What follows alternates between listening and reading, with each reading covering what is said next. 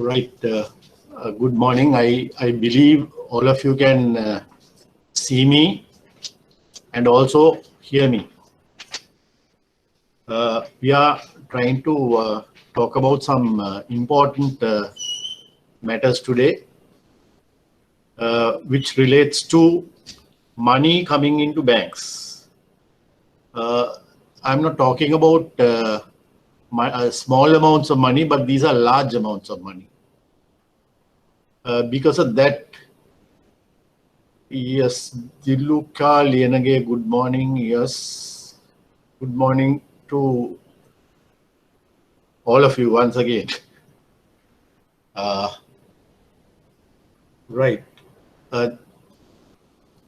Now I'm having a PowerPoint presentation. I will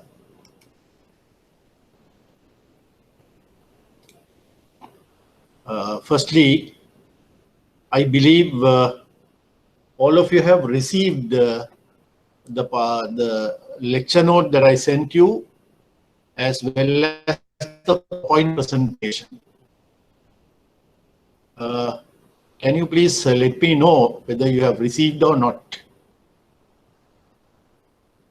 Right, all of you have, yeah, from the responses that I'm getting, I can see on the screen that all of you have received it.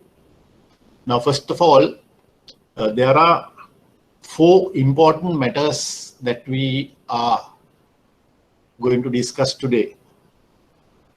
I have given abbreviations of the 4 matters that we are discussing today. One is AML. AML stands for anti-money laundering. The second one is CFT. CFT stands for countering the financing of terrorism.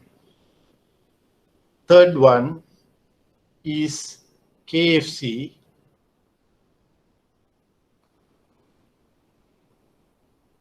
KFC stands, as you know, I have given in the note, know your customer. And CDD is customer due diligence.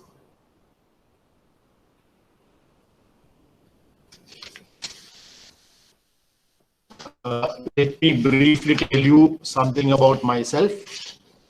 My name is Nimal Lakshman, and I have been a Deputy General Manager at the Commercial Bank of Ceylon Limited, where I worked for about 40 years and retired. Then I joined Siapatha Finance Limited, a finance company.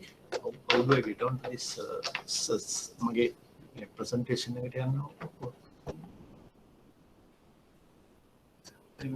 I think. All right. Okay.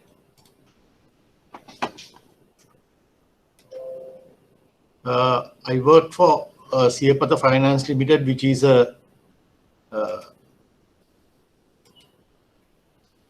finance company engaged mostly on granting lease facilities to customers. I worked there for about 4 years.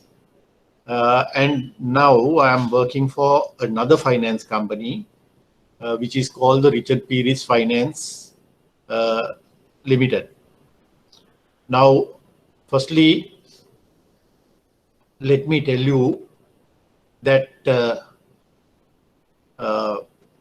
there may be some of you who would like to know details of what I talk today. So I will give you my email address, which is I will write it on the board. Can all of you see the board? Yes, sir. I will write my email address here.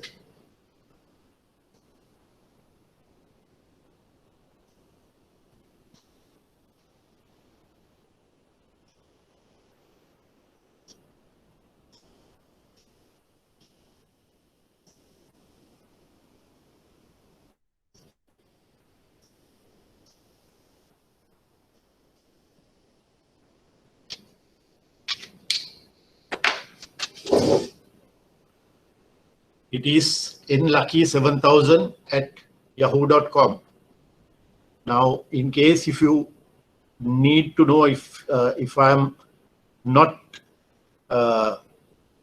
very clear in what I say, what you can do is you can drop me an email, right?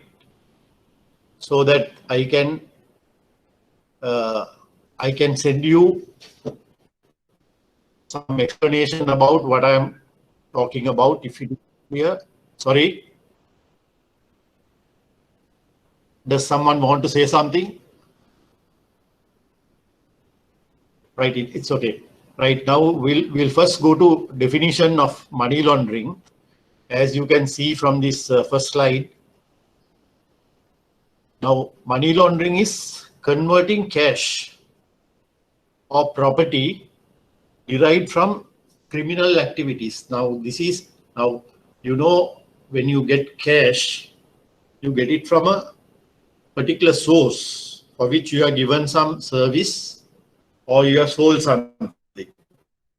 Now, we are not talking about that type of cash. Now, this is cash that is coming from criminal activities. Now, generally, most of the people, I think about 95% of the people are not engaged in criminal activities to earn money, right?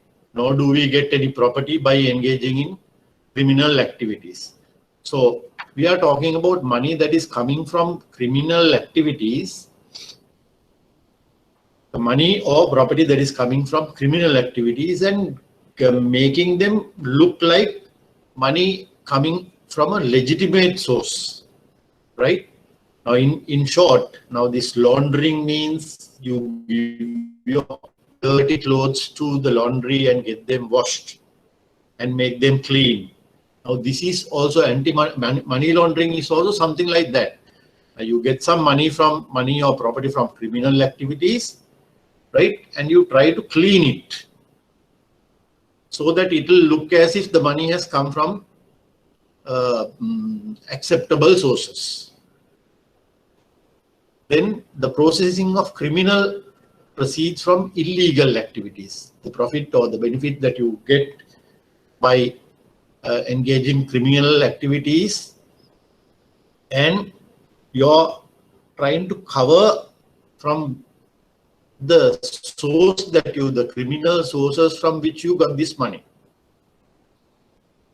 Now, the other thing is that this is the same thing written in different ways.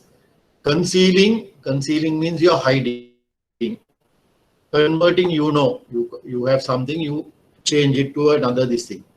A property or its proceeds, knowingly or believing that the property was derived from the commission of an offense. Commission means you do something wrong and you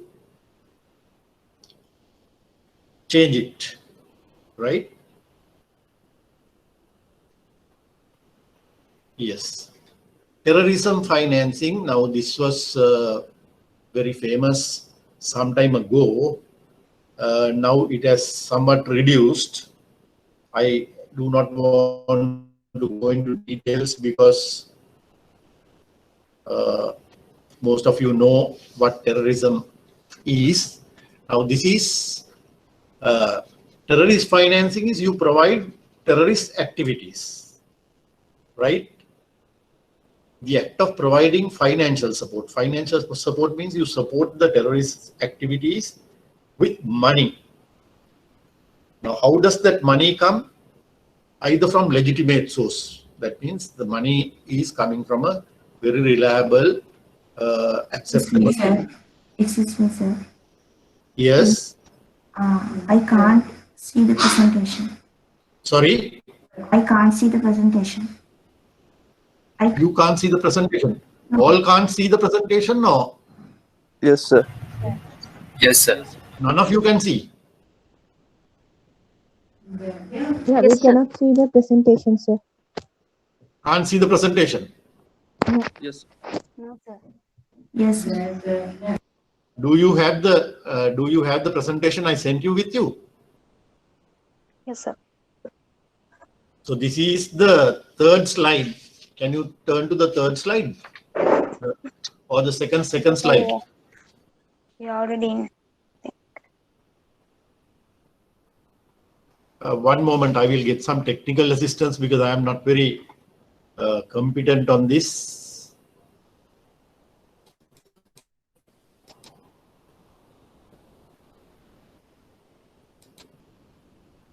You can still see. Can you see now? No, sir. Still no, sir. No, Still sir. not. Can you see now? No, sir. No, sir. No, sir. No. Can you hold on, please? Can you wait for a while?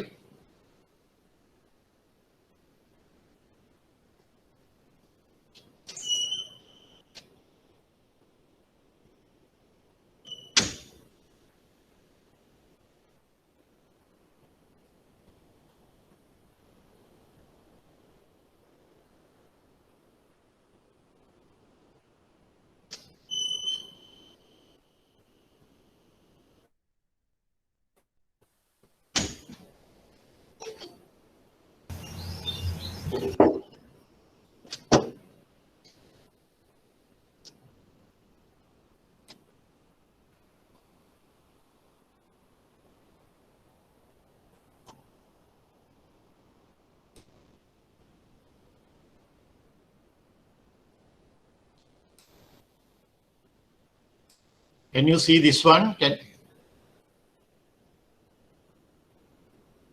Hello? Yeah, Yes, now sir. we can see, sir.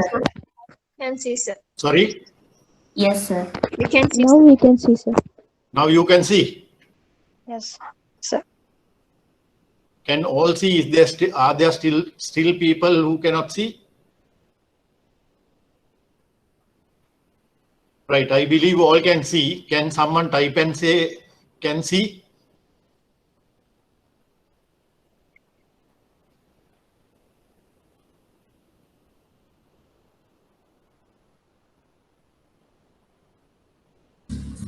Hello?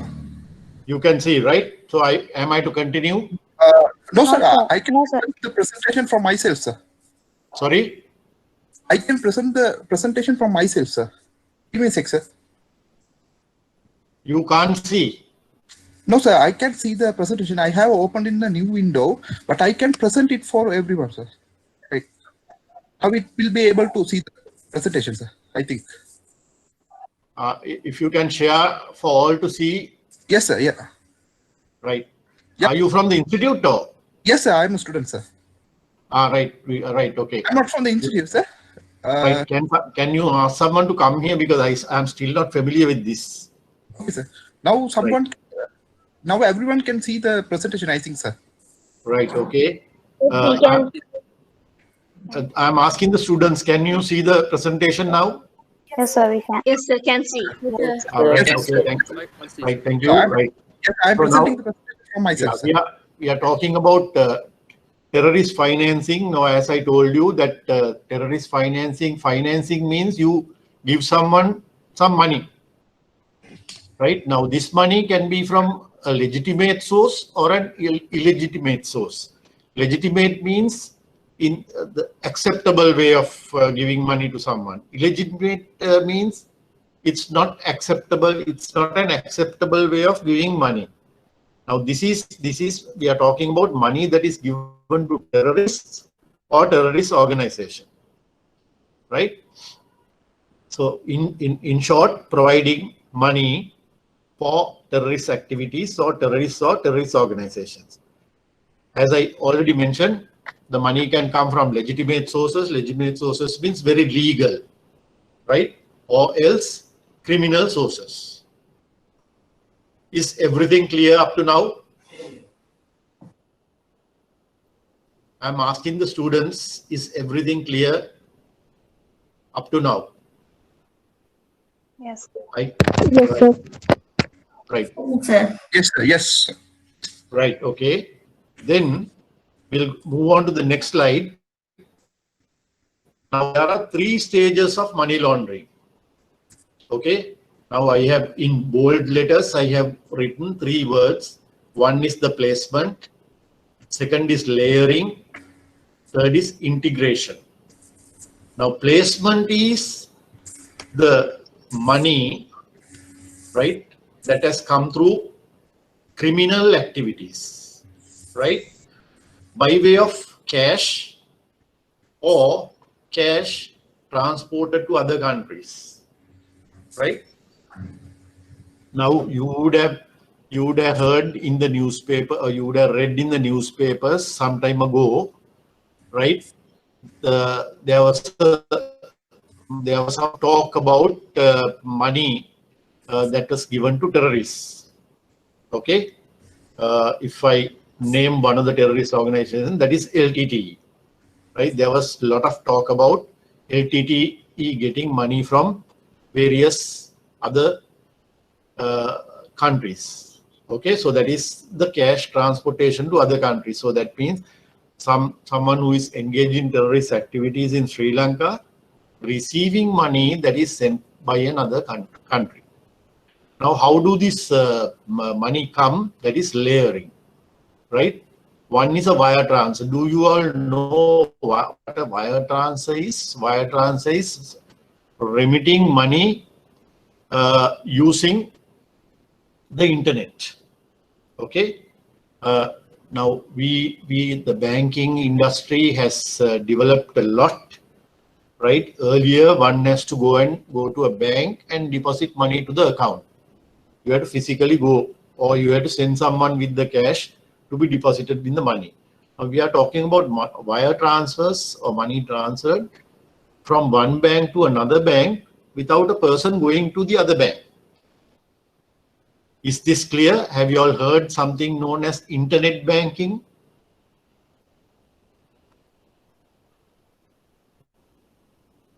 I would like, right, you have heard internet banking. Now, Yes, sir. you know that we have the facility to pay bills, our telephone bill, our electricity bill, our water bill, everything without going to the bank. All what you do is you register for internet banking with a bank, let's say Sampath Bank or HNB or commercial bank, right? You get access to their internet banking platform and ask the bank to debit your account and pay the electricity board or the national water supplies or maybe Dialog. You ask them to transfer money, and with you can do it from home, right? All what you need to do is have an internet connection, or else now the mobile banking has developed. You can use your mobile mobile phone and make this payment. So now these wire transfers are something similar to that. Then the other thing is you get a lot of money in one bulk. What you do is, right, if you're laundering money, what you do is you break it into smaller amounts and get various people to deposit money to your account if you're engaged in money laundering. Third one is you're depositing money cash by way of cash to other accounts, right? Subsequently, all these monies go to one place, right? Money has come from various criminal activities performed by different people, and they transfer money in small amounts to one particular bank. Now the banks in Sri Lanka and world over are required by law, right? When we go further in this lecture, we can you will find the ways how the banks monitor these things, right? Now you would have heard people who are dealing in drugs, right, having large amounts of money in their accounts. Suddenly this is discovered by the police when they catch somebody doing something. So now money laundering is all money that is coming from those illegal activities like drug dealing in drugs, selling of drugs, right, and things like that. Then after this money has gone to various accounts, right, integration is pooling of money together, right? Pooling of money together, and they invest this money in financial instruments. It could be fixed deposits, it could be treasury bills, right? It could be money market accounts like that. There are so many financial instruments which I think will be discussed in a later class, right? Or else, if you do not keep money in the form of fixed deposits and treasury bills and things like that, what you do is you buy luxury goods such as gems, jewelry, or property, right? Luxury goods. Now, gems and jewelry belong to luxury goods, and property is another category by which the money is integrated to the system. Then the other thing is you invest the money in business. Is everything up to this stage clear? Or are there any questions? Am I to go ahead?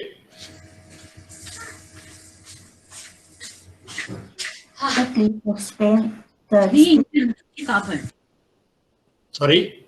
please explain integration. Integration is, as I told you, money that has come from various illegal sources being converted to other forms of things. Now say your cash, right?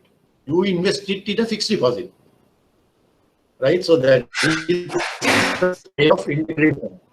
Now you have sold some drugs and you have got some large amount of cash. What you do is you go and purchase gems or jewelry, or you buy a property, right?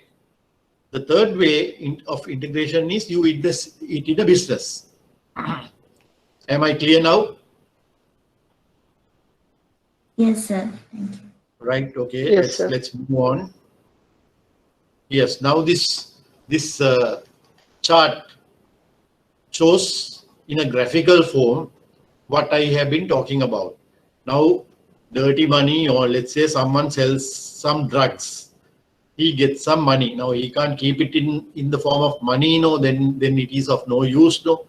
So he will try ways and means of putting it into a bank. I told you early in the thing layering, right? You make it, maybe break it into small amounts, ask various other people to deposit to your account.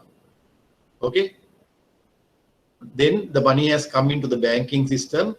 Then from one bank, it can go to different banks, right? Transfer funds between various offshore and onshore. Onshore means the bank accounts which are in your own country. Offshore is, this is the very, very easy way of remembering this. Onshore means you are here in Sri Lanka, right? So your money is in the island, onshore. Offshore means this is off your country. It has gone to another country, right? Then integration, as we discussed, with that money, someone goes and buys luxury assets, financial instruments, financial investments, or they start commercial or industrial business. Is this chart clear to you all now?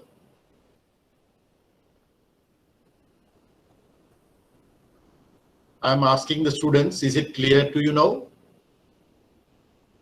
Yes, sir. It's clear. Yes, Okay, sir. thank you. Clear, sir. Yes, sir. Right, then let's move on to the next slide, which is there are certain global institutions. Now these global, when you say global institutions, right? Loke tiyena anit ayatana, right? To combat money laundering and terrorist financing. Now the main institution here is known as the FATF, or Financial Action Task Force. The second one is Asia Pacific Group on Money Laundering, or APG. Then there's another one, Egmont Group of Financial Intelligence Unit, that is called the Egmont Group. That is Financial Intelligence Units, right? These institutions are there to stop this money laundering and terrorist financing. Institutions which are internationally known. One is the World Bank. You all would have heard about World Bank. Then the International Monetary Fund also you would have heard. IMF, right? Very much in the news. Whenever Sri Lanka has some financial problem, there are instances where the International Monetary Fund has come and assisted the country. Then the United Nations Office on Drugs and Crime.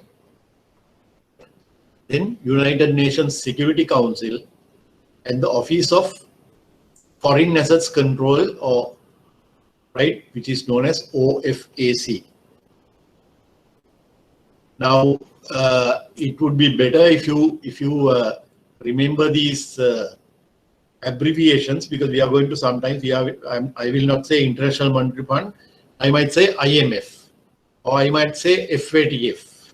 So when I say FATF, you should know that I am referring to Financial Actions, Financial Action Task Force. When I say APG, you should know it is Asia Pacific Group, right, on money laundering.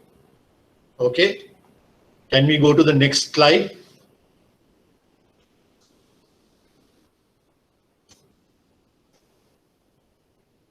I hope everything is clear up to now. I would like to hear. Yes, sir. Right. Yes, sir. Okay, thank you. Right, let's go to the next one. Right.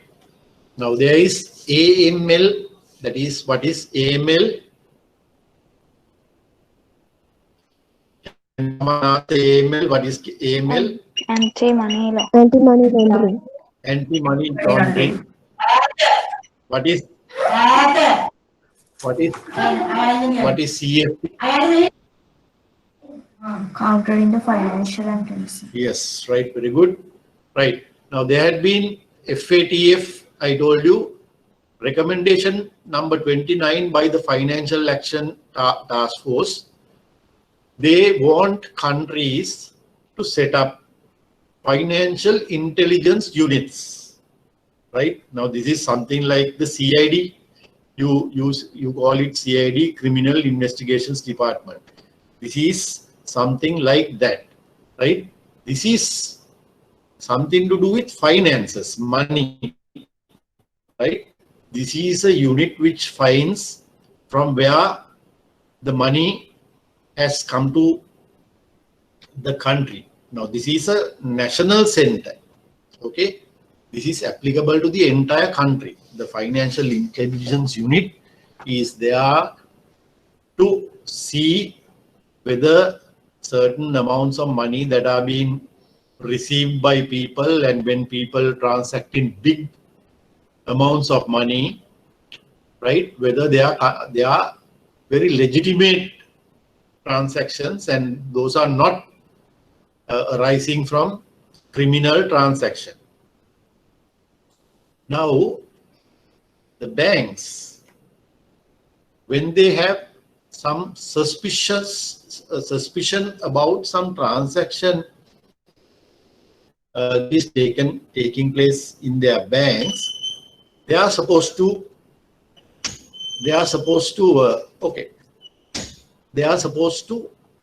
report this to the Financial Intelligence Unit, right? That is known as suspicious transaction reports, right? And if there's any other information which they think is relevant to money laundering or terrorist financing, they have to tell the Financial Intelligence Unit. If I may explain this in Sinhala, මොකක් හරි සැක කටයුතු ව්‍යාපාරික කටයුත්තක් සිද්ධ වෙනවා නම් බැංකුවක් හරහා ඒ බැංකුව නීතියෙන් බැඳී සිටිනවා මේ Financial Intelligence Unit කියන ආයතනයට ඒක දන්නන්න. ඒ වගේම money laundering terrorist financing වලට අදාළ මොන හරි තොරතුරු තියෙනවා නම් මේ තොරතුරු දෙන්න ඕනේ financial intelligence unit එකට.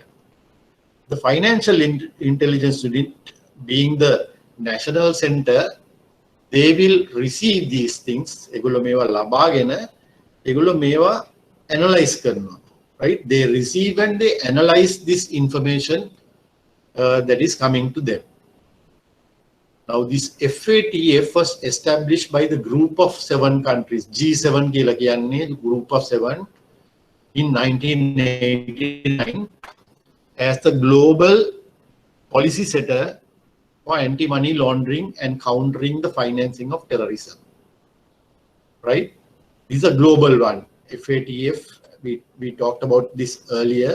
අපි ඉස්සෙල්ලා මේ ගැන කතා කරා. FATF කියන්නේ group of 7 කියන රටවල් 1989 දී right ඒගොල්ලෝ ප්‍රතිපත්තිමය තීරණ වලට ඇවිල්ලා right ප්‍රතිපත්තිමය තීරණ ඇවිල්ලා this policy decisions that they have taken globally ලෝකෙටම අදාළ වෙන anti money laundering වලටයි countering of financing terrorism වලටයි අදාළ ඒවා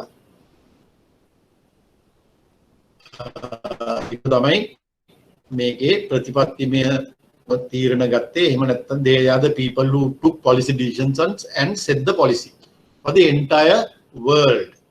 මුළු ලෝකෙටම. Is that clear? Can we go to the next one if it is clear? Can Yes, sir. Yes, sir. right, okay, thank you. Right. Now in Sri Lanka also, right, we have a financial intelligence unit or the FIU. අපි ලේසියට කියන්නේ දැන් අපි බැංකුවල වැඩ කරනකොට අපි මේකට කියන්නේ FIU එක කියලා. Right? When I say FIU, you should know I am talking about the financial intelligence unit. Now this was set up මේක හැදුවේ මාර්තු මාස 2006 or this was established in 2006 under the Financial Transactions Reporting Act number 6 of 2006 FTRA. This is a piece of law, right? Make a නීතිමය කටයුත්තක් මේ act number 50ක් මේක. Right? මේක එතකොට financial intelligence unit එක ලංකාවේ මේ ස්ථාපිත කරා 2006 දී මාර්තු මාසේ. FIU is the authority responsible to implement measures to combat money laundering and terrorist financing and related crimes in Sri Lanka in line with the standards set out by the Financial Action Task Force. Can all of you see the screen now? Do you see the slides? Yes, sir. Yes, sir. Right. I hope everyone is seeing, and if no one is, if anyone cannot see these things, please let me know so that I can tell this institute just to see whether what is something wrong with the connection. Right. So the financial unit is now they have the authority and they are responsible to implement. That means they are the people who do the functions relating to the combating of money laundering and terrorist financing. So they had to do various functions to stop money laundering and terrorist financing and other related crimes, right? Any other crime that is relating to this money laundering and terrorist financing crimes in Sri Lanka in line with the international standards, Antarjathika standards වලට හරියන විදියට ඒවා කෙරෙන්න ඕනේ. Now, the FIU in Sri Lanka functions as a unit of the Central Bank of Sri Lanka. Now, when you see in this during this course, whether I talk or someone else talks, if they say CBSL, you should at once know that is the Central Bank of Sri Lanka. If they say FIU, you should know that is the Financial Intelligence Unit. Now, Financial Intelligence Unit is a department or a unit in the Central Bank of Sri Lanka.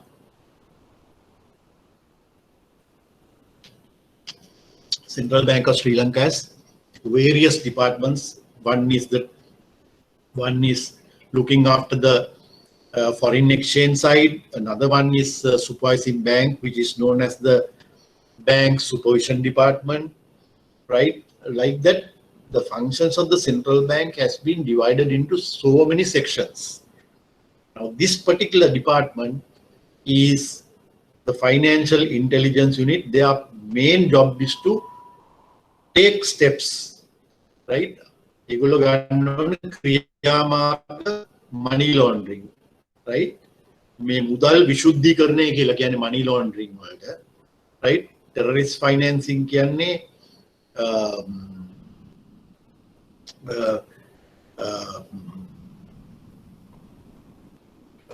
terrorist ආයතන වලට මුදල් දීම, ත්‍රස්තවාදී ක්‍රියා සඳහා මුදල් දීම, right? So the FIU in Sri Lanka functions, they do all the work or suspicious transaction reporting, which we talked about earlier here, suspicious transaction reports and other information relevant to money laundering and terrorist financing, all by the FIU in Sri Lanka. Okay, they are a lot of work, right? Now, you know this latest money laundering allegations against a particular finance company. What is that finance company? It is very much in the news. If you look at, if you watch news today also, you can see this. I think you should get into the habit of listening or watching English news, right? You can listen to or watch MTV or Derana channel 14 in the night at 9 o'clock. They have a very comprehensive news. I think I can't remember the time, News First of MTV. They talk about this. Now, if someone has been even if you had been watching the Sinhala news, you would have seen a news item relating to 4 people being taken into custody yesterday or day before. Can anyone tell me what is that finance company? ETI Finance. Yeah, ETI Finance. ETI Finance belonging to the Swarna Mahal group. Now the allegation, ඒගොල්ලන්ට තියෙන චෝදනාව තමයි නීතියට පටහැනිව 13.1 billion worth of deposits accept කරා කියන එක. The allegation against them is that they have accepted deposits from various people totaling to 13.1 million. Now remember this one, right? Sometimes this might come in the form of a question for your exam paper, right? Now this particular company, this finance company is closed. A lot of depositors have lost their money. They are clamoring to get their money. Hari, ගොඩක් තැන්පතු කරුවන් අසරණ තත්ත්වයට පත් වෙලා තියෙනවා මේගොල්ලෝ කරලා තියෙන දේවල් වලින්. ඒක නිසා ඩිරෙක්ටර්ස්ලා 4 දෙනෙක්, අධ්‍යක්ෂකවරු 4 දෙනෙක්ව පෙරේදා හරි ඊයේ හරි උසාවියට ඉදිරිපත් කරලා ඒගොල්ලන්ව රිමාන්ඩ් බාරේ තබලා තිනවා ජනවාරි 13 වෙනිදා. The names are Nalak Edirsinga, Jeevak Edirsinga, like that. There are 4 names. Make it a point to watch news today. This is so that you will not forget this. I would like you all to watch the 9 o'clock English news on channel 14 of Dialogue TV, so that you will understand what they are talking about. මොකද ඒගොල්ලොත් මේ වගේ PowerPoint presentation එක වගේ ඒ තියෙන charges ඔක්කොම මේකේ දානවා මේ news යන වෙලාවට, right? They will display the charges and what happened. They talk about it. It will be good for you to remember those things for answering your examination papers if there's a question relating to money laundering or what FIU has done. Okay, right. Next one is the legal framework. Now අපේ තියෙනවා නීතිමය රාමුවක්. Legal framework is නීතිමය රාමුව on anti money laundering, මුදල් විශුද්ධීකරණය සහ terrorist financing, ත්‍රස්තවාදීන්ට මුදල් දීම සම්බන්ධව තියෙන නීතිමය රාමුවක් framed by 3 legislations. Number 1 is conversion on the suppression of terrorist financing. Suppression means you try to stop, right? Prevention of Money Laundering Act. Prevention means that is also stopping, right? You prevent someone from talking means කාගරි කටවහලා තියෙනවා. කතා කරන්න දෙන්නේ නැහැ. නවත්තනවා. Right? Money laundering නවත්තන එක තමයි මේ. Third one is the Financial Transactions Reporting Act. මේක අපි ඉස්සෙල්ලා කතා කරා. මෙන්න මෙතනදී. Suspicious transaction reporting කියන්නේ මෙන්න මේකට සම්බන්ධ දෙයක් තමයි ඔය දැන් අපි කතා කරන Financial Transactions Reporting Act number 6 of 2006. Now, are all of you fully conversant with what I have been telling? Are you all happy with what I have explained? Did you all understand everything that I said? Before we go further, let me know whether you all understood. If there's anyone who has a question, can raise the question now.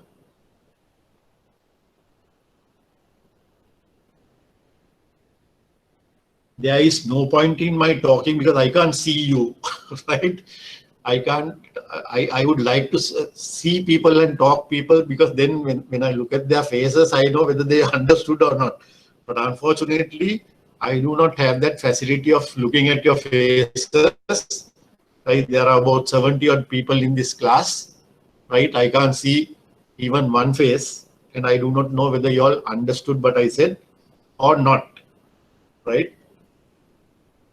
Now, I would expect you to, if you did not understand something, send me an email today itself. Before you forget what you did not understand, drop an email. I will definitely reply you.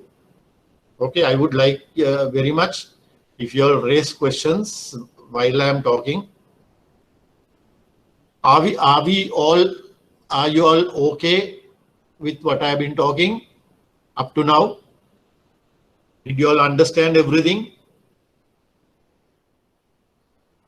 Yes, sir. Yes, sir. Right. Okay, we'll move on to the next slide. Now we go on to, now earlier we were talking about the international requirements, and now slowly we are coming into local requirements. Now, when we talk about local requirements, අපේ ලංකාවේ ඇතුළත කිරීමට අවශ්‍ය දේවල් ගැන කතා කරනකොට, now I told you that the Central Bank of Sri Lanka is the monitoring authority. මේ Central Bank එක නැත්තම් මහා බැංකුව තමයි මේ මුදල් විශුද්ධිකරණය සහ ත්‍රස්තවාදීන්ට මූල්‍යමය පහසුකම් දීම ගැන ඇහැ ගහගෙන ඉන්නේ Central Bank. So they have a code of conduct. ප්‍රතිපත්තිමය දේවල් කොහොමද කරන්නේ, ප්‍රතිපත්තිමය තීරණයක් වගේක් අරගෙන ඒකට නිකන් guideline එකක් වගේ දීලා තියෙනවා.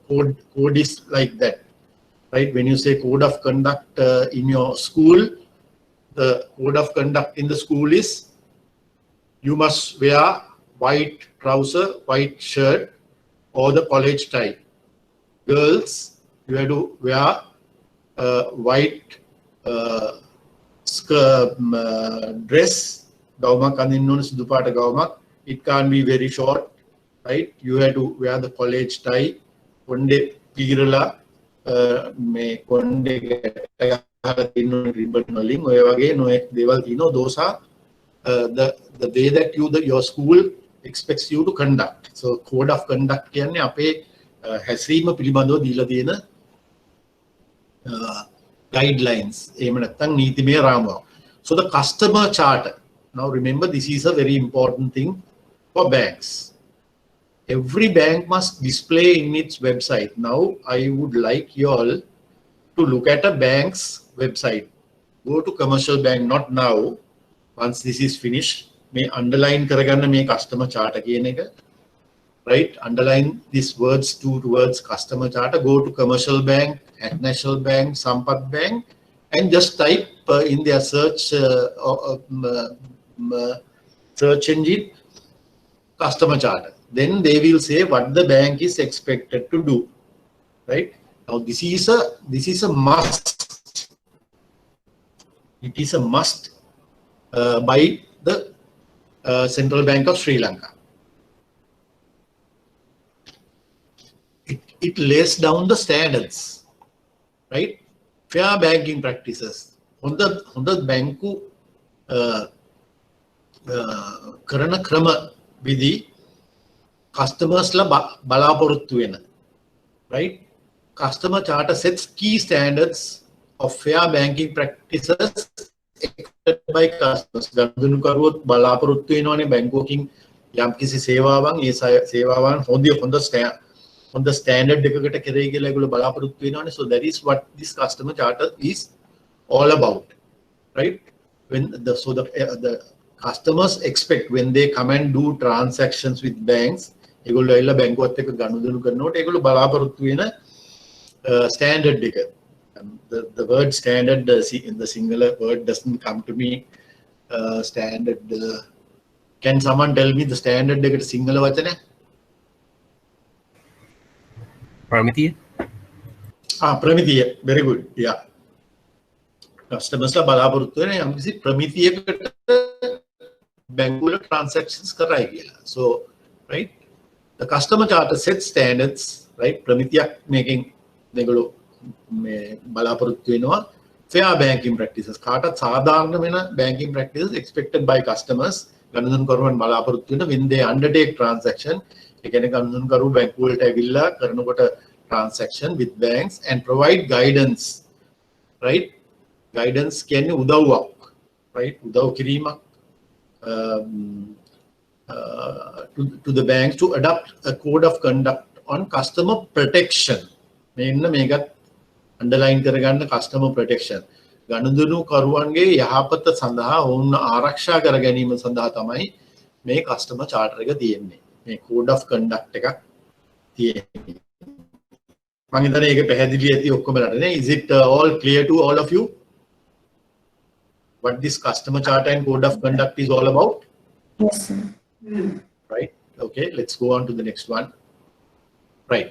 Powers and functions of the FIU, Financial Intelligence Unit එකේ මොනවාද තියෙන powers and functions. Powers කියන්නේ ඒගොල්ලන්ට තියෙන මොනවාද බලය, functions කියන්නේ ඒගොල්ලෝ කරන ක්‍රියාවල් මොනවාද කියන එක. They collect, receive and analyze information, data and other reports. I told you that suspicious transaction reports, මෙන්න මෙතන මම කිව්වේ suspicious transaction reports මේවා බැංකුව එවන්න ඕනේ. Other information relevant to money laundering and terrorist financing, බැංකුව ඒගොල්ලන්ට යවන්න ඕනේ FIU එකට. And they get that, they collect all the banks information that all the banks had said, right? They will warn banks if they have not sent their information on time, right? The banks are dead scared of this financial intelligence unit of the Central Bank of Sri Lanka. As a bank, I can tell you, right? So we always make sure that we collect, right, our information, the inside the bank information from all our branches. Now at Commercial Bank, we had about 225 branches when I was in the bank. Now it must be more. So we had to, there's a particular department, AML unit, anti-money laundering unit.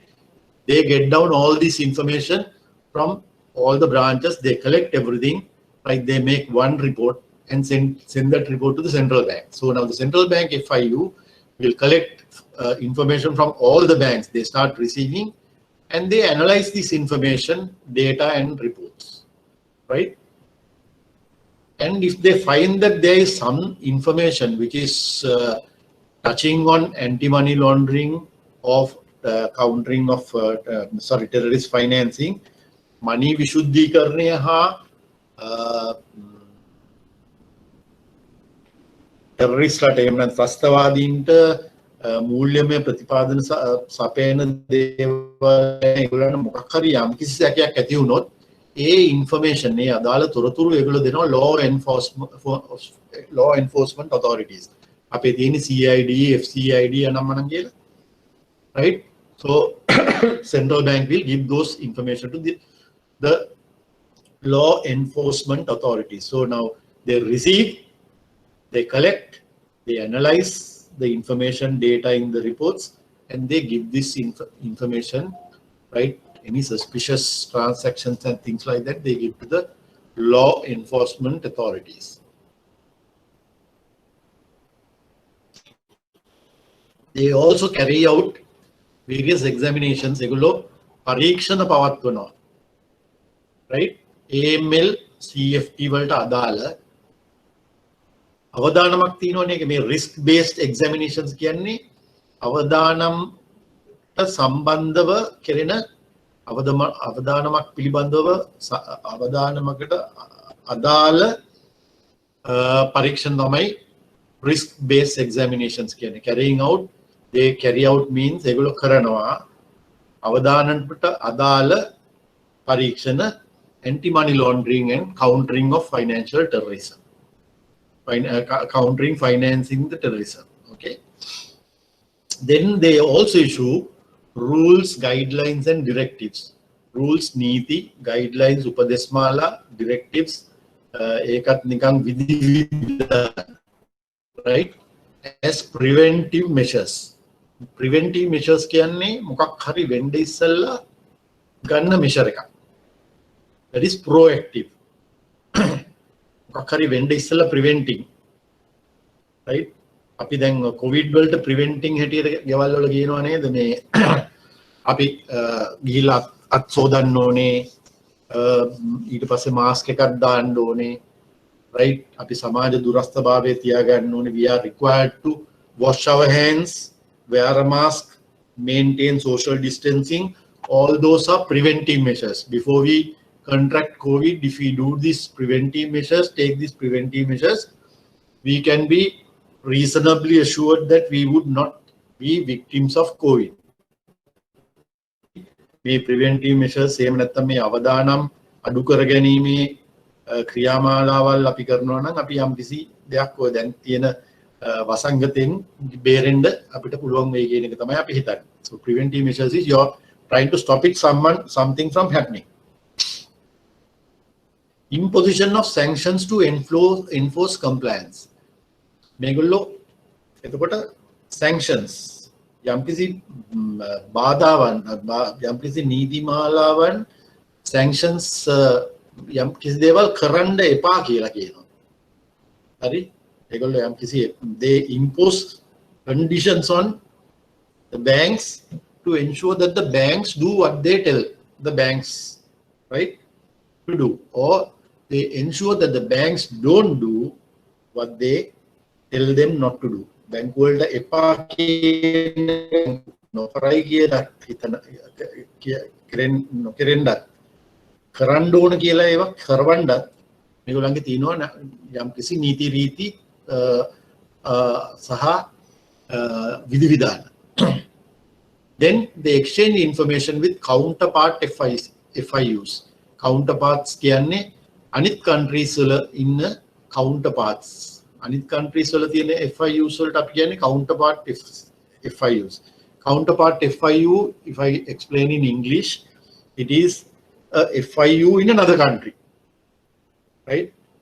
You all know that some time ago this information was exchanged with Malaysia, and a person called KP was brought down to Sri Lanka, right?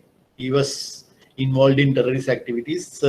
So by exchanging information, they were able to find the place where he was staying in the hotel, right, in Kuala Lumpur, and they arrested him and brought him to Sri Lanka, right? I do not know what happened to him thereafter anyway. So exchanging information තොරතුරු හුවමාරු කරගන්නවා අනිත් රටවල් වල තියෙන financial intelligence units එක්ක.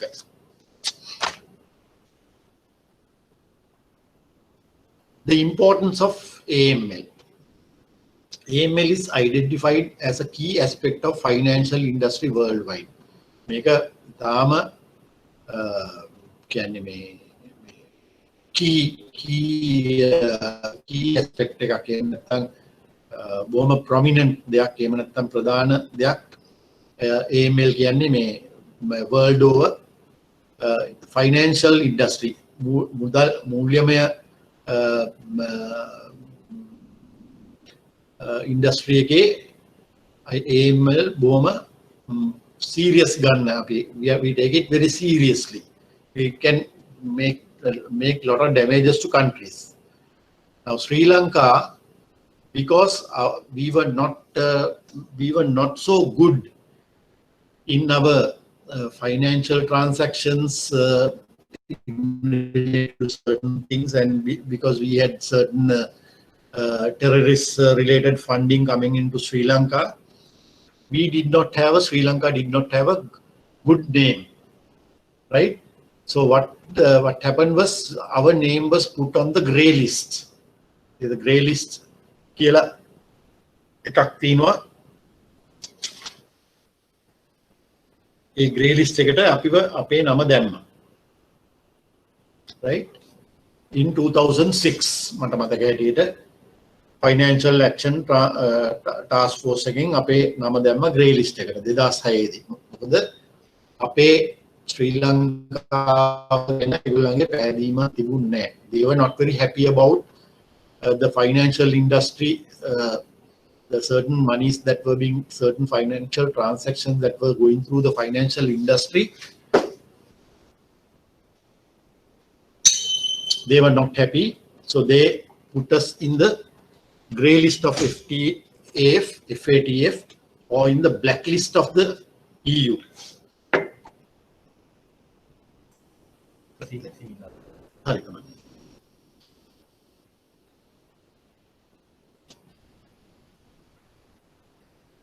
Blacklist කළු ලපයක් වගේ වැඩක් තමයි මේක උනේ blacklist එකට දානකොට in the EU.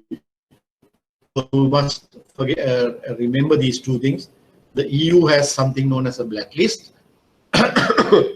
FATF has a grey list, right? If someone is considered, some country is considered bad, what they do is they put those countries, names of those countries in that grey list. So then what happens is, when other countries have financial transactions with Sri Lanka, they take precautions. ඒගොල්ලෝ ගොඩක් ආරක්ෂක ක්‍රියාමාර්ග ගන්නවා grey list එකේ ඉන්න country එකක් එක්ක මොන හරි financial transaction එකක් කරනවා නම්. Okay? Then the other thing is there's a threat. When money laundering happens, there's a threat. අවදානමක් තියෙනවා. Right? For the financial institutions around the world. ලෝකේ වටේ තියෙන financial institutions වල මූල්‍යමය ආයතන වලට අවදානමක් තියෙනවා මේ AML activities වැඩි වුණොත්. New sanction regimes in place with penalties for non-compliance of AML to mitigate risks. Mitigate means reducing. Risk means something very dangerous. So new sanction regime, මේ අලුතෙන් දාලා තියෙන new sanction කියන්නේ අලුතෙන් දාලා තියෙන විධිවිධාන, right? වලට අදාළ වෙන penalties, දඬුවම්, මුදල්, දඩ මුදල් for non-compliance. Compliance means you do something which you're asked to do. Non-compliance means you fail to do that. Okay, so if you do not do certain things you are asked to do with regard to money laundering, you become non-compliant. Money laundering පිළිබඳව දීලා තියෙන විධිවිධාන වලට අදාළව කටයුතු කරේ නැත්නම් ඔබ ඒවා මේ violate කරලා එහෙම නැත්නම් ඒ නීති රීති කඩ කරපු එක තමයි ඒවා අඩු කර ගැනීමේ ඒ වලින් තියෙන අවදානම් අඩු කර ගැනීම ඒක නිසා important. ඒක නිසා තමයි මේ new sanctions, the new sanctions brought with penalties. So if some bank does not do what the central bank says with regard to anti-money laundering, that bank or the finance company is liable to pay a penalty. Now the central bank from time to time, they have this anti-money laundering they go to banks in teams. They form into various teams and they අඩාපනින් හමුදාව වගේ ටක් ගාලා යනවා එක එක බැංකුවල බලන්න මේවා වෙනවද හරියට කියලා. ඒවා වෙලා තිබුණ නැත්නම් හරියට if when they go and inspect in teams they suddenly go unannounced, right? If they go when they go unannounced and if they find a bank or a finance company has not done what the instruction they are given with regard to AML, they will report it to the FIU when they work, and the FIU will see whether that is a deliberate mistake, whether the bank could have avoided that, and if the bank has been negligent. Again, ඒගොල්ලෝ මේ හරියට ඒක කරලා නැත්නම් ඒගොල්ලන්ට දඩ මුදල් පැනවීමට පවා ඉඩ ප්‍රස්ථා තියෙනවා සෙන්ට්‍රල් බැංක් එකට. Then in October 2016, the FTF announced that Sri Lanka will be subjected to a review. 2016 wala, right? They told that the FTF announced in Sri Lanka to Sri Lanka subject to a review of the International Cooperation Review Group ICRG of the Terrorist Financing Watchdog to assess the progress. Right? අපේ රටේ කොහොමද අපේ anti money laundering පිළිබඳව ක්‍රියා කරලා තියෙන්නේ කියලා බලනවා කියලා ඔක්තෝබර් 2016 දී අපිට දන්න ලැබුවා ශ්‍රී ලංකාවට. නමුත් නොයෙකුත් ප්‍රශ්න නිසා ඒක පොඩ්ඩක් කල් ගියා. but in October 2000 මේකට කල් යන්න එක හේතුවක් තමයි මේක. Yes,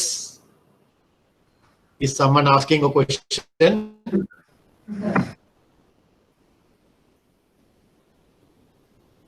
Does someone want to know something? A question, is there a question on this? Yes or no? Can everybody see the screen? Yes, sir. All right, okay. So because of this April 2019, you can remember that Easter Sunday attack. Because of that, I think certain activities got delayed, and the FTAF could not finish their investigation about reviewing the progress as to how the Sri Lankan people have done the functions with regard to AML, and anyway later on they were somewhat happy, and in October 2019 the Sri Lanka's name was removed from the grey list of the International Terror Financing Watchdog, that is the FTAF. So it's a good news for Sri Lanka. Then the people who are scared to be with Sri Lanka relax their whatever worries that they have with regard to Sri Lanka. So because of that, Sri Lanka is no longer subjected to the monitoring process of the FTAF under its ongoing global anti-money laundering and countering of financing terrorism compliance process. They too have a compliance process. So because we were taken out of this grey list, remember this grey list and the blacklist. Grey list is from FTA for the Financial Actions Task Force. The blacklist is from the EU or the European Union. Okay. So now Sri Lanka can relax a bit with regard to this grey list. Then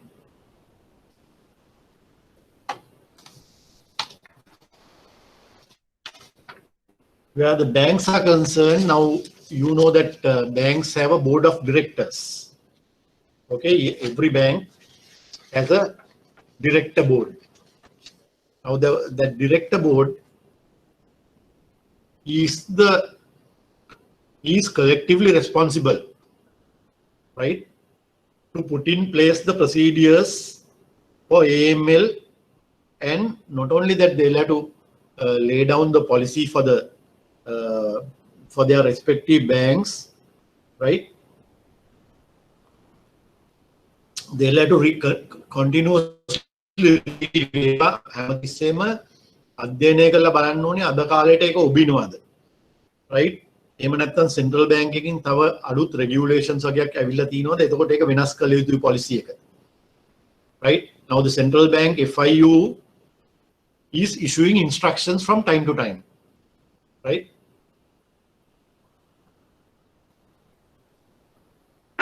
Very recently also I think in December 2020, they issued some instructions. I have two sets of instructions issued in December 2020 and one before that. I think it will be good if you can visit the CBSL website, right?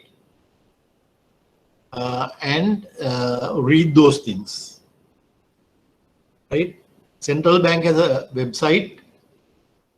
You go to the website and they have a FAQ, or frequently asked questions section. Please visit that website and go and type the anti-money laundering, and you will get all the information relating to anti-money laundering. Okay. So the board of directors of banks, I told you that every bank has a board of directors, right? Every bank, and not only bank, every financial institution. Let's say it's a leasing company, they also have a board of directors. Now they have a responsibility to put in place. Put in place means you establish, right? ස්ථාපිත කරන්න ඕනේ අධ්‍යක්ෂක මණ්ඩලය බැංකුවල හා මූල්‍ය ආයතනවල අධ්‍යක්ෂක මණ්ඩලය ස්ථාපනය කරන්න ඕනේ. ප්‍රොසීඩියර්ස් කියන්නේ කොහොමද යම් කිසි දෙයක් කරන විධිවිධාන ක්‍රියාවලිය. Now with regard to AML policies, anti-money laundering, මුදල් විශුද්ධීකරණය පිළිබඳව තියෙන ඒගොල්ලන්ගේ ප්‍රතිපත්තිය හදන්න ඕනේ board of directorsලා. ඒගොල්ලෝ කියනවා හදන්න කියලා.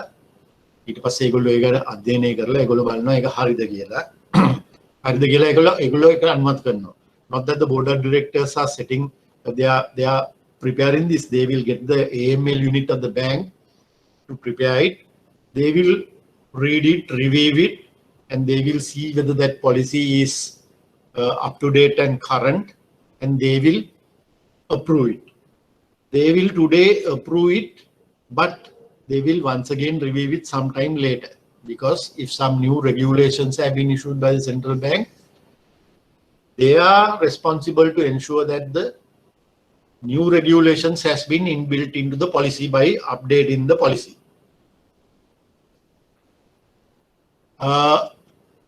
Is everything up to what I am saying clear to you?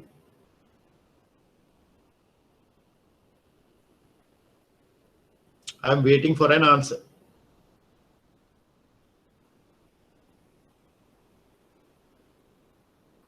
Can you all hear me? Can you see this slide? And did you understand that? I'm expecting an answer before proceeding. Yes, sir. Right. Yes, sir. So that is the responsibility of the board of directors. Yes, Is there a question? Right. Now that is the board of directors. Now when you see an institution, the board of directors are right on the top. They are not people who come to the bank on a daily basis to do these things and look at these things. They meet only once a month and take decisions. And the decisions are implemented by the top management of the bank. Right, that is the managing director, the assistant general managers, deputy general managers, chief managers, like that. So that is the operational level, right? Board of directors is right on top. Operation level is the second layer. Operation level has the duty to manage the risk from AML in monitoring suspect transactions arising from banking transactions. Now the directors are not going to be seated in the bank every day, no? Right? So they have delegated their responsibilities. Operation level. The operational people, the managing director, the deputy general managers, assistant general managers, regional managers, branch managers, they have a duty to manage risks. May risks කියන්නේ අවදානම මේ අවදානම අඩු කර ගැනීම සඳහා AML මුදල් විශුද්ධීකරණයට සම්බන්ධ තියෙන අවදානම අඩු කර ගැනීම සහ ඒක ක්‍රියා පාලනය කර ගැනීම සඳහා මේගොල්ලෝ මොනිටරින් හැමතිස්සෙම අවධානයෙන් ඉන්න ඕනේ. මේගොල්ලෝ හැමතිස්සෙම මේක අධීක්ෂණය කරන්න ඕනේ. Monitor or අධීක්ෂණය කරන්න ඕනේ suspect transactions සැකසහිත ගනුදෙනු, right? Suspect transaction means සැකසහිත ගනුදෙනු arising from banking transaction. Banking transactions කරනකොට සැකසහිත transactions තියෙන්න පුළුවන්. අපි හිතමු ගුරුවරියක් අපි දකිනවා මෙයාගේ හැමදේම මේ account එකට වැටෙන්නේ එයාගේ වැටුප. Let's assume that we are monitoring the account of a teacher, a lady or a male, and we see when we go through that account every month he saw her salary comes into the bank, right? On the 25th of every month there is a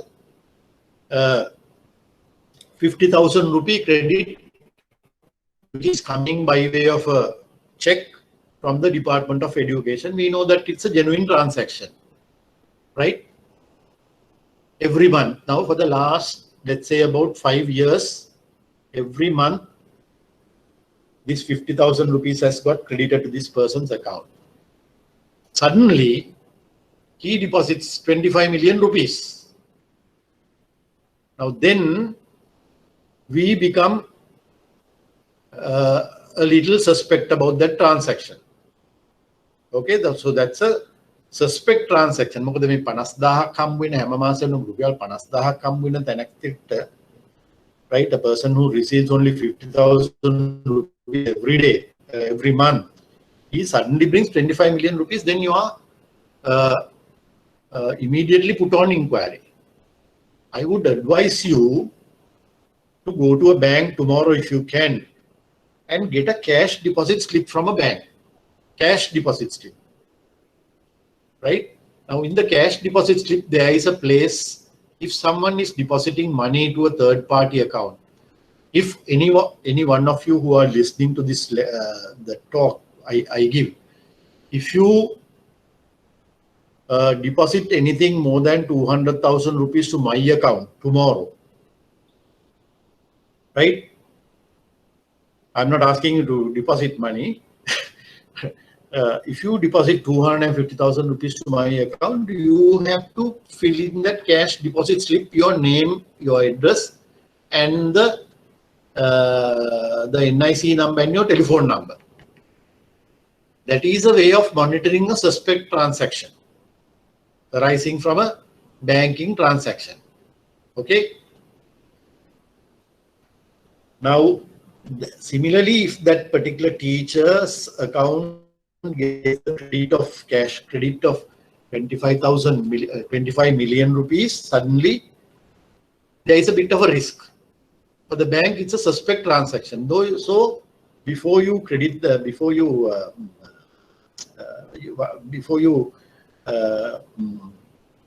credit the account, you try to find out what this money is. So you will ask that person what this is. So he or she might say that this is a land I sold belonging to me and this is the money. So he might sometimes produce the deed that he had, the deed he's executed or something like that. මොකක් හරි ලියවිල්ලකින් මේක සනාථ කිරීම සඳහා ඉදිරිපත් කරයි. Right? So that is one way of monitoring this thing. And also money being deposited more than 200,000 to an account, I would advise you, as I earlier told, Bank cash deposit slip එකක් අරගන්න ගිහිල්ලා බලන්න ඒකේ අනිවාර්යයෙන්ම තියෙනවා 200,000 වලට වැඩියෙන් කෙනෙක්ගේ account එකට දානවා නම් තමන්ගේ තොරතුරු හෙළි කළ යුතුයි කියලා. That is something to do with this AML. Banks and financial institutions need to take precautionary measures, right, to reduce risk arising from AML by refining suspicious transaction reporting. I told you earlier, suspicious transaction reporting මෙතන තියෙන්නේ AML එකට යවන්නේ මේවා පුළුවන් තරම් හැමතිස්සෙම මේවා අලුත් කරන්න ඕනේ කරන ක්‍රමය. Give me a break of 5 minutes. I will take a small break and come. Until then, you please remain.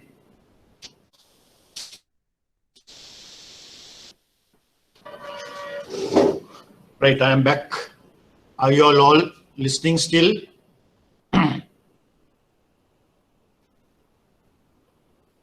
Can I hear somebody saying yes? Yes, sir. Right, thank you. Yes, sir. Thank you. Right, so have you all understood everything that I have been telling you all up to now? Or are there any questions? Does anyone want to ask a question? If you did not understand something I have been talking about all this while, right?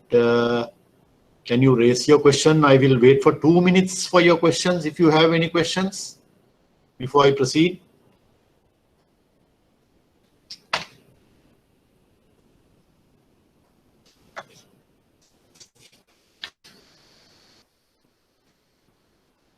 Because we are now getting into another important area of banks, area which banks are supposed to do.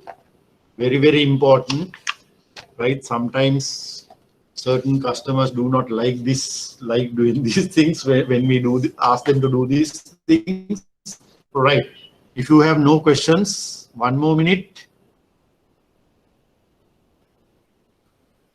No questions means I can proceed, right? Right. That is this area which now we have finished. 2 abbreviations. We have finished AML, which is anti-money laundering, and we finished CFT, countering the financing of terrorism. I believe you can respond to any question arising from these 2 areas. Okay. Right. We go on to the next half an hour. I will finish the other parts of this discussion, which is known as the KYC or Know Your Customer. Now, Know Your Customer guidelines help banks, right, to prevent getting into problematic areas with regard to money laundering activities, right? Now the banks can be used intentionally, right, or unintentionally by criminal elements. If there's a criminal element, they can intentionally, by purpose, they can do, or else they can, without their knowledge, this can happen. Money laundering activities. Now the KYC guidelines are there to prevent banks from being used, getting into problems with regard to money laundering. So if the banks strictly follow this KYC guidelines, know your customer means ඔබගේ ගනුදෙනු කරුවාව දැනගන්න. That is meant by KYC. So KYC guidelines, මේ උපදෙස් මාලාව KYC guidelines serve to prevent banks from being used. බැංකු මේ criminal elements මේ බැංකුව පාවිච්චි කරලා මේ money laundering activities කර ගැනීමෙන් බැංකු බේර ගන්න තමයි මේ KYC guidelines තියෙන්නේ. In other words, now this is a set of guidelines which had been set for the protection of the banks, right? So that the criminal elements will not intentionally or unintentionally use the banks to do their money laundering activities.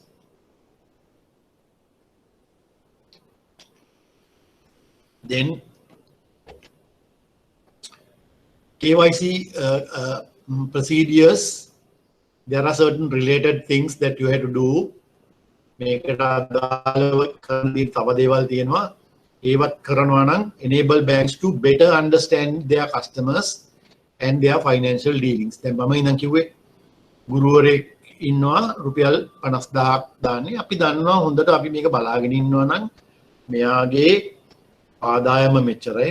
මෙයාගේ මාසික ආදායම විතරයි මෙයා account එකට දාන්නේ. Right?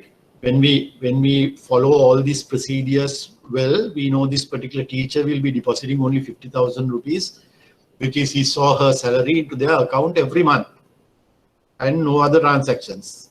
That is why if he or she suddenly brings in 25 million rupees and put into the account, right? And සමහරවිට කවුරු හරි බය කරලා කියන්න පුළුවන් මේ සල්ලි ගිහිල්ලා ඔයාගේ account එකට දාන්න.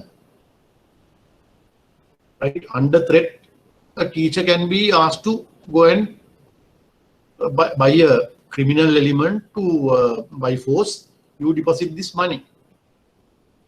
So that is why banks are very careful. Adhering to KYC guidelines, adhering means api anugamane karanawa nan KYC guidelines upadesh malawan help banks to manage their risks in a well judged manner. හොඳට අවධානයෙන් ඉන්නවා නම් අපිට හොඳ මේ තීරණයක් මත අපේ මේ anti money laundering වලට අහු වෙන්නේ නැතිව ඉන්න අපිට පුළුවන්. If we adhere to the KYC guidelines, that will look after the bank very well, and they will not get into risky business, right? Because you know very well, you are well judged that whatever transaction that you do are proper. Okay. Then there are certain things in the KYC policy. KYC policy කියන්නේ KYC සම්බන්ධව තියෙන ප්‍රතිමත්තිමය රාමුව. KYC policy is formulated by banks, consists of the following key elements. ආගරි KYC policies තියෙනවා නම් banks මේකත් these KYC policies you study commercial bank, HNB, Sampath Bank, Ceylon Bank. One of the things, right, in their website they will have anti-money laundering, right? They have KYC guidelines, everything in there. So in addition to this handout I have given for you to better understand, please visit a bank website and read them, right? Banks will say what is our policy on customer acceptance. අපි customer කෙනෙක්ව ගනුදෙනු කරුවෙක්ව බාර ගැනීම සඳහා අපේ තියෙන මොකක්ද ප්‍රතිපත්ති මාලාව. Customer identification and address verification procedures. අපි කොහොමද ගනුදෙනු කරුවෙක්ව අඳුනගන්නේ? අපි කොහොමද ඔහුගේ ලිපිණය සනාථ කරගන්නේ? ඒ සඳහා අපේ ළඟ තියෙන ක්‍රියාමාර්ගයන් මොනවාද? Establish ultimate beneficial owner or legal person or legal arrangement of a natural person. Now, සමහර වෙලාවට මේ සල්ලි කාගේ හරි account එකට දාන සල්ලි ඒකේ අන්තිම ඕන beneficial owner කියන්නේ ultimate beneficiary කියන්නේ අන්තිමට අයත් වන තැනැත්තා. ඒ තැනැත්තාව අඳුර ගන්න ක්‍රම තියෙනවා.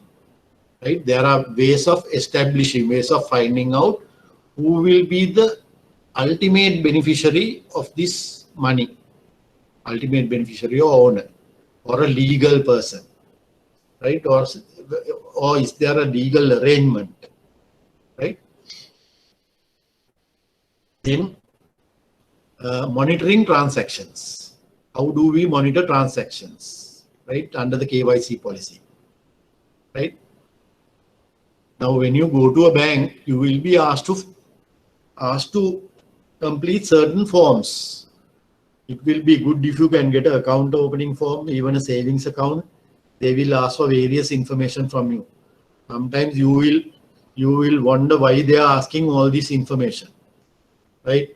What is your monthly income? How are you getting this money? This, that, everything the banks are asking. Actually, sometimes customers find it a nuisance. But we can't help it because if we don't do that if you don't get the customers to complete those things, right, the bank will be held liable by the central bank, and there would be a possibility of a penalty being imposed on the bank. So monitoring transaction and risk management. අවදානම කොහොමද අපි කළමනා කරගන්නේ? risk කියන්නේ අවදානම, management is කළමනා කරන්නේ. මේක ගැන මෙන්න මේ website එක පොඩ්ඩක් කියවලා බලන්න. Know your customer in the Wikipedia, all this is spelled out, everything. This detail is there, right? Even the beneficial owner is here. It's a legal term where specific property right, right? Everything is there. Risk management, there is a definition. So please read this. That is why I gave, right, KYCC, KYB, and various things. Due diligence, we are coming to this later, right? Business relationship, what is a business relationship? Financial services, what are the financial services? All these things you can see.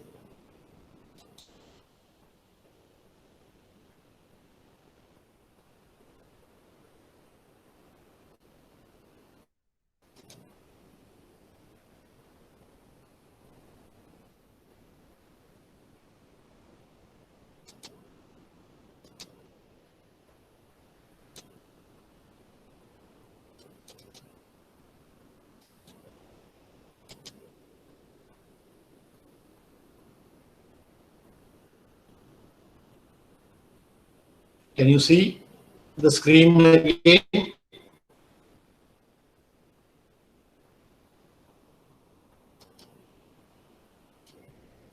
Can you see the screen again?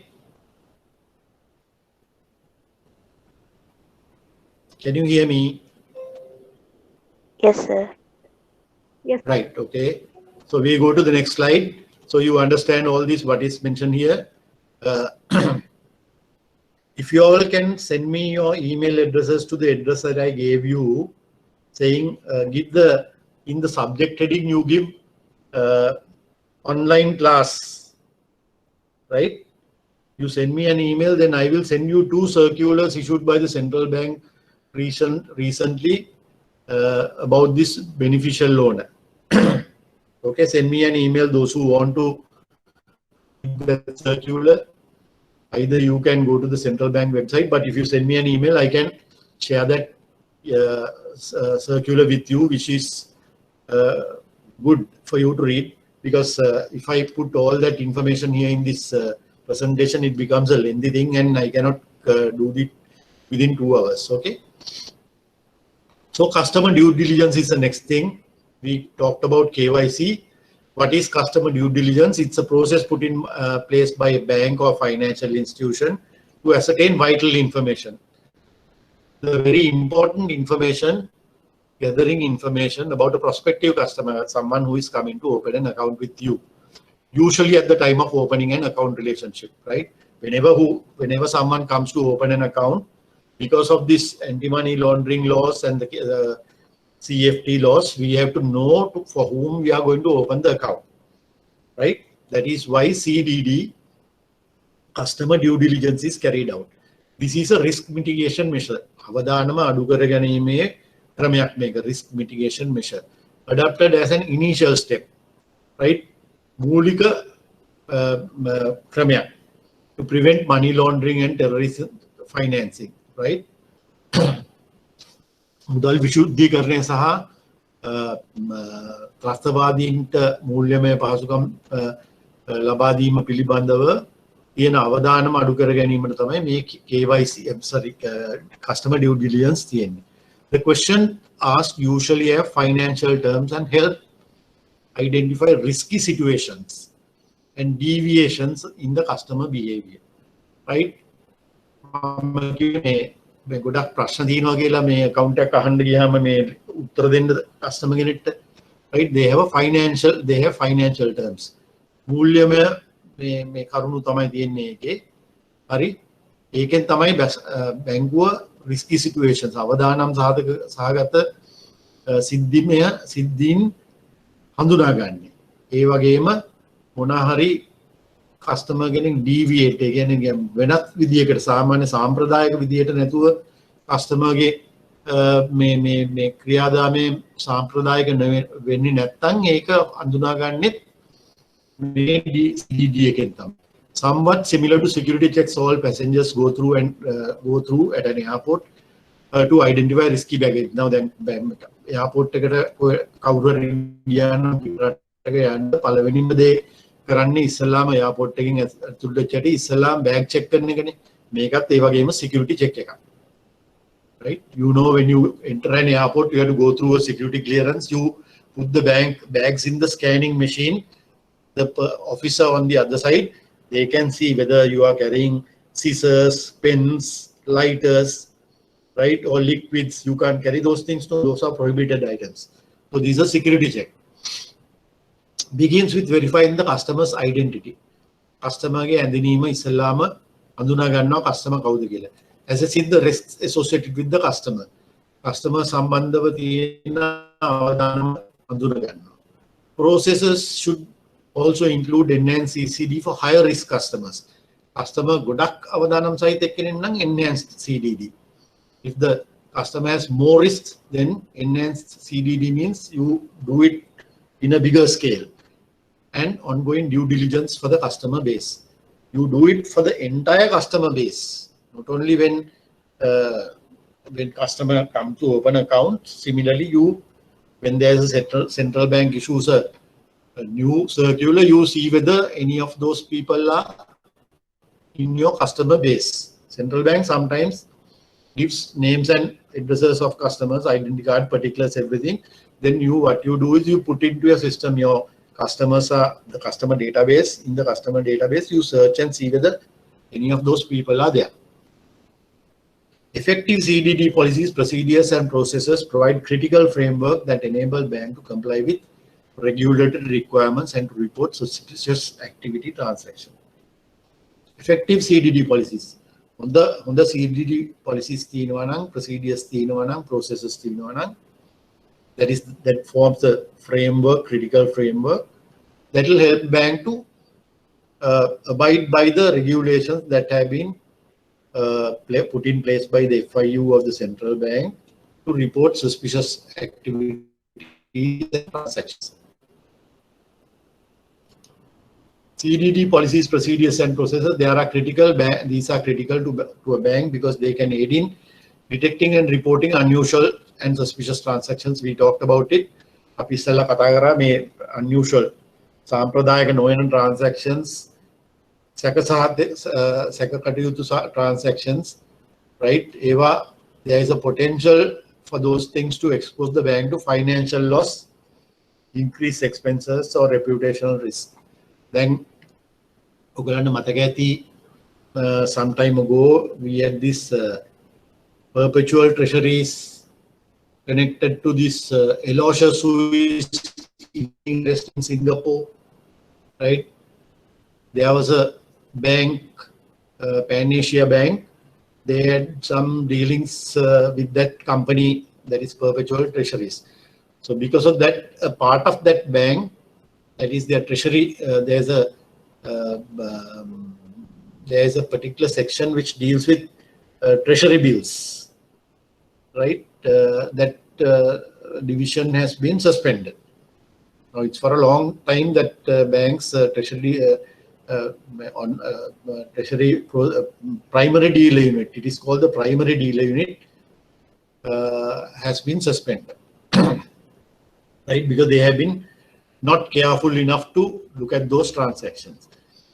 Avoiding illegal activity exposure from persons who use or attempt to use the bank's products and services for illicit purposes. Some people might try to use the bank's products and services for illicit purposes, right?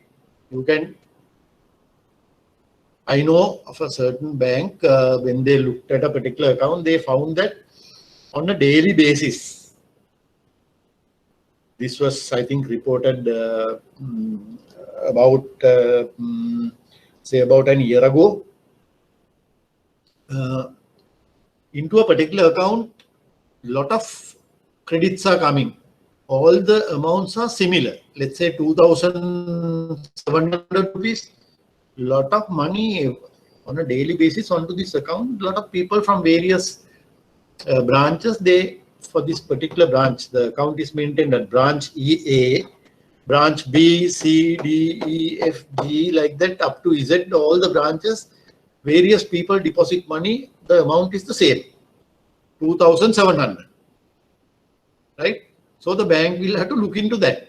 Now they later on found that this is people who have bought drugs, they are depositing money to the person who was selling drugs, right?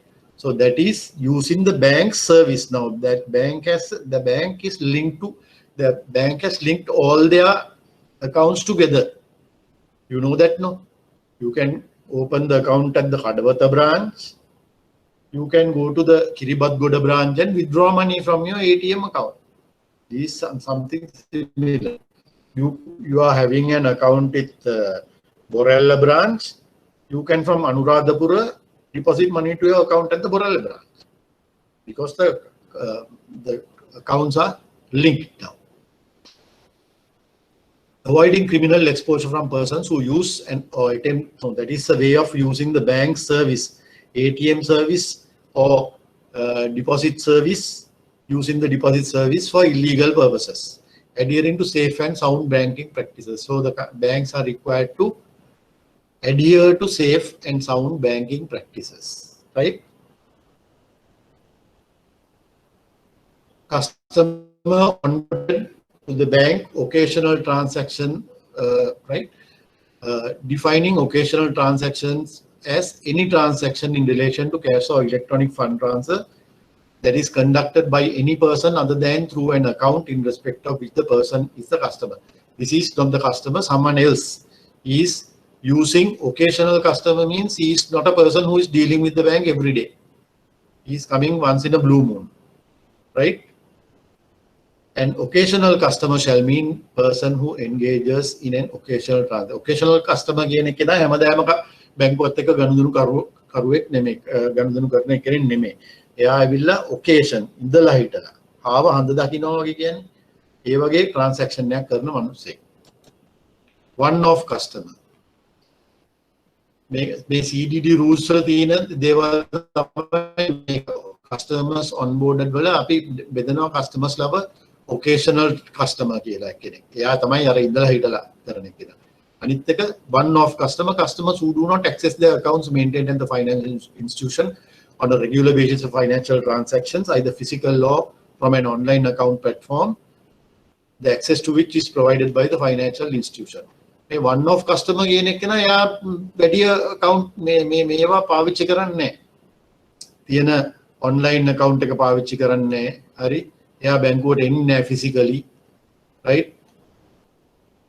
Walk-in customer. Walk-in customer, a person who is not a customer of the financial institution to which he has presented himself, although the purpose of his visit is to obtain financial service or financial section with finance.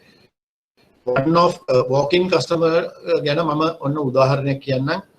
I'll give you an example. Let's say you don't have a bank account, but you have to make a payment to someone from whom you are buying a telephone. This is you have to be careful when you do not know the person who he is, right? You go and deposit the money to his account to buy the telephone. Or else we'll take another example. You are a registered student of SEMA. SEMA examinations are conducted by UK. You have to make your payment subscription, right?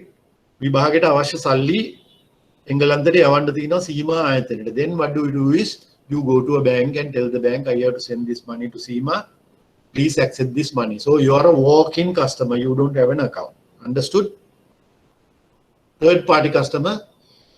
Third-party customer is a person who transacts with a financial institution through a third-party account in respect of which the third-party customer of such transaction, such financial institution. Third-party transaction කියන්නේ financial institution එකේ තියෙන ඉන්නවා customer කෙනෙක් එයාගේ account එකට වෙන කෙනෙක් ඇවිල්ලා සල්ලි දාන එක තමයි මම ඉස්සෙල්ලා කිව්වේ අර කෙනෙක් ඇවිල්ලා සල්ලි දානවා නම් ලක්ෂ දෙකකට වැඩිය දානවා නම් තොරතුරු දෙන්න ඕන කියලා that is a third party customer. Okay. How and why banks obtain information on customers? Bank and financial institutions have policies, processes, procedures for obtaining customer information and assess the value of information by detecting, monitoring and reporting suspicious activity. They monitor, enable bank to profile customers into high, medium, low risk and to predict with certain relative certainty type of transactions which a customer is likely to engage in. We categorize the customer. ගොඩාක්ම අවදානම් මධ්‍යම ප්‍රමාණයේ අවදානම් අඩුම අවදානම් කියලා customers ලව වර්ගීකරණය කරනවා. Right, you separate the customers, high risk customers, medium risk customers, low risk customers, so that you know certainly their transactions and you know at whom you should be looking at most. You should be looking at most this high risk customers. Assist the bank in determining whether when transactions are potentially suspicious. If you have a good way of segregating customers as high, medium and low, when those people do transactions as risky transactions, suspicious transaction, right, you can identify that type of a customer. Then financial due diligence, enhanced due diligence means I told you if someone is having large transactions, your due diligence must be more robust. Already due diligence, ගොඩක් transaction ලොකු දේවල් කරන කෙනෙක් ඉන්නවා නම් ඔබට යම් කිසි සැකයක් ඇති වෙනවා නම් ඒ ගැන right ඒ ගැන ඔබගේ වැඩිමනක් අවධානයක් යොමු විය යුතුයි. Greater risk, you have a greater risk, you have to enhance due diligence. Example of high risk situations are where a bank does not meet the customer face to face, where the bank deals with a potentially politically exposed person. We will talk about this PEP. One is now you know that banks are opening accounts without customers coming into the bank, inside the bank. The bank clerk or someone who is opening the account does not see the customer face to face. So that's a high risk situation, right? So in such situations, you have to be very, very careful. The other thing is where a person is politically exposed person, right? When you deal with these two types of people, your due diligence process must be at an enhanced level. Okay. Politically exposed person, I have mentioned here, right? It is not only a politician, but person who is a member of their family. Normally, banks have a system where the approval of the top management of the bank must be obtained to enter into and continue business relationship with a customer who is a beneficial, or a beneficial owner is a PEP, or subsequently becomes a PEP, right? If you know that you are dealing with a politically exposed person, you have to get top management approval. Now, this is the definition of the politically exposed person, means an individual, right? One person who is entrusted with prominent public functions, right? Either domestically or by a foreign country. Now, he must be holding a top position, right? In his own country or in an international organization country, right? He can be a head of state or a government official, a politician, a senior government official, judicial officer, like that, or any of these people, right, will be treated as a politically exposed person, but does not include middle rank or junior rank individuals. Okay, I gave you a website of Wikipedia. Please look at the PEP. Okay. Immediately family members of politically exposed persons and close associates also of politically exposed persons who have, right, immediate family members and all that are also, you have to be alert when you open accounts, right? You'll have to get the approval from your superior officers, right? And they will know how to handle the situations. Otherwise, if you have not made proper inquiries when opening accounts for this type of people, if the central bank during the inspection finds that it has not been done properly, you may get into a bit of a problem. Okay. Then suspicious transaction reporting. I told you they have to be reported to the FIU, right? If you know that if it is something to do with the money laundering offense, using an account to conduct any illegal business also should be reported. Tipping off.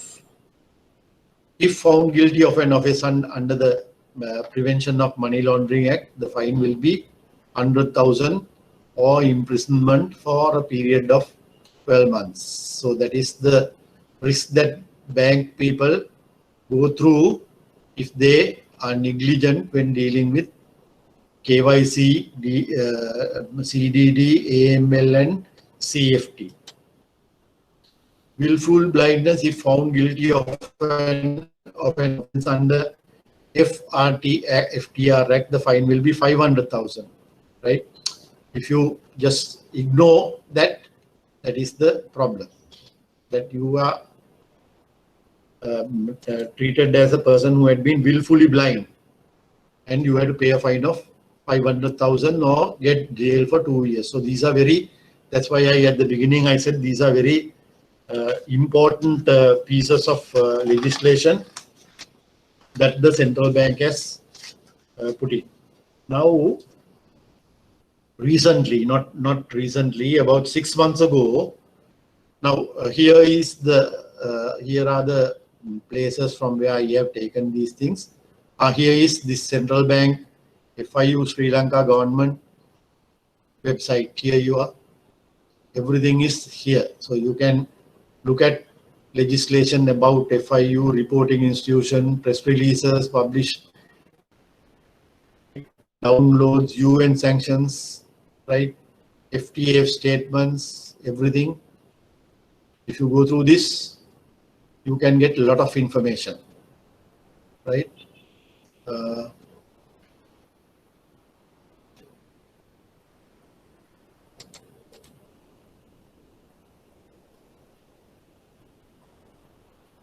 This is the form about FIU.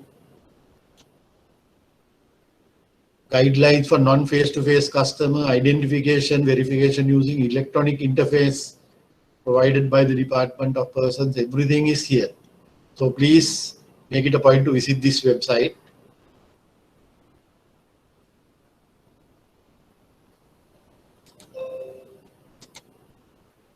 Then there is another very important and interesting article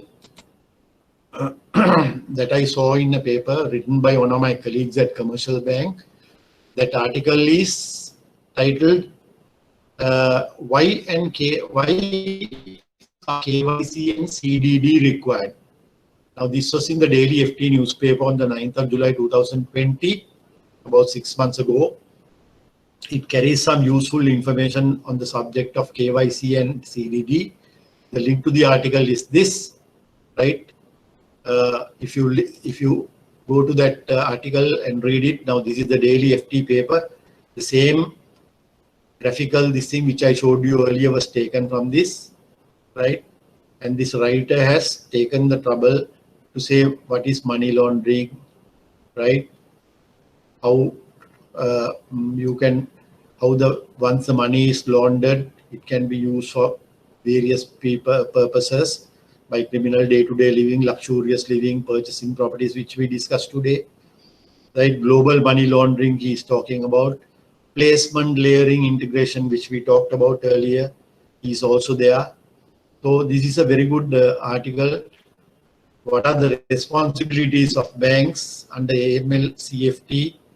Know your customer procedure, establishing customers' identity, everything is there, right? You have to find out exact location of the purpose. It is a must that you read this article because this shows you what the banks are doing when they deal with customers when opening accounts. I told you about this grey list and the blacklist that is also there. Why it is important for Sri Lanka, Sri Lanka's achievement, everything is here. Okay, I believe you will make it a point to read this article because it is very, very useful. Even if you print and put it in a file and keep it for you to read along with this lecture note, it will be very helpful to you. So we have come to the end of this session. I can see about 20 people have already left even before I have finished. Right, during the next 5 to 10 minutes, if you want, I can answer any questions that you have. You can raise your questions if you have anything. If not, we can end this session.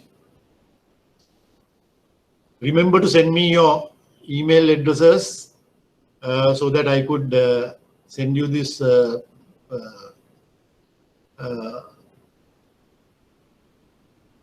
central bank circulars I told you, but maybe you can visit the website and take them. Not a problem. Are you all okay? Yes, Vinuri, what is your question?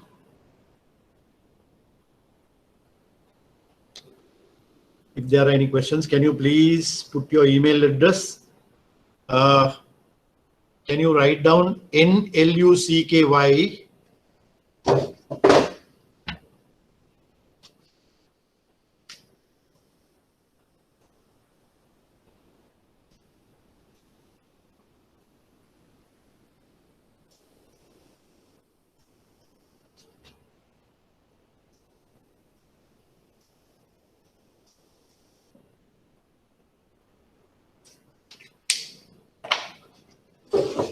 Can you see the email address now? NLUCKY 7000 in figures at yahoo.com. So if you have any questions, feel free to drop an email. I will reply. Any other questions, please?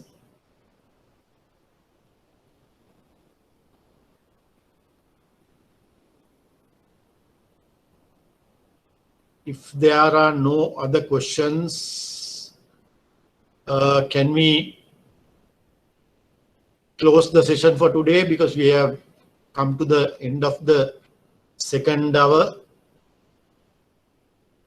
Next day, I think I will be talking about different types of accounts in banks. I will try to send you all the notes. I will try to send you all notes in advance so that you can look at the notes and be prepared for the next class. It's easier if you read the note so that I will now in this, if I can, I will discuss some questions related to this from the past papers. So thank you very much. I hope that the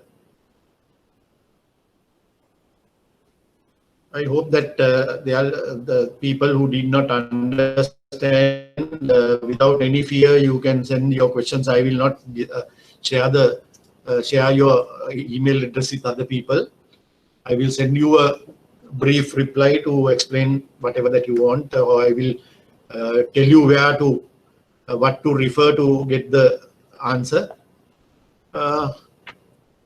So I believe you are, if you are not happy, if you think that I did not do justice to the subject that I handled, you can even let me know if there was anything that if you felt that I was going fast or my explanation was not clear, you can always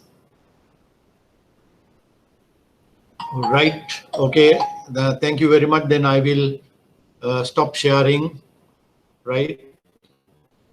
Okay, next week, yes, we will see you next week. I will send you the lecture note early so that you can read that and prepare yourselves.